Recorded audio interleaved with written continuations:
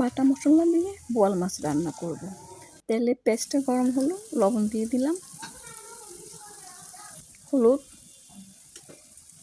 মরিচ বাটা বেশি করে দিচ্ছি, রসুন বাটাও বেশি করে দেব, তাহলে মাছটা খেতে ভালো লাগবে। যেহেতু বোয়াল মাছ, এই জন্য রসুন বাটাটা বেশি দিচ্ছি।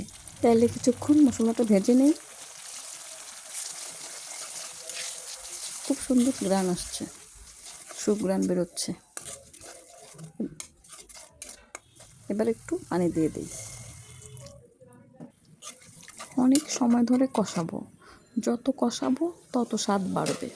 সব মশলা মিলেমিশে ভালোবেসে একাকার। দেখুন কি সুন্দর করে মিশে গিয়েছে, একদম মিশে গিয়েছে, খুব সুন্দর গ্রান বেরোচ্ছে। এবার মাছগুলো দিয়ে দিচ্ছি।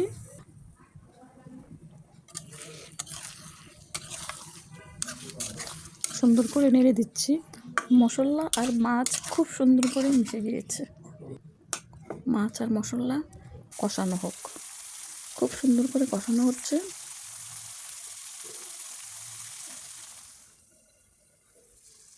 দেখুন কি সুন্দর রং। এবার সামান্য পরিমাণ পানি দিয়ে দিই। এই মাছটা খেতে খুবই মজা লাগবে, ঝাল এবং ঝাল,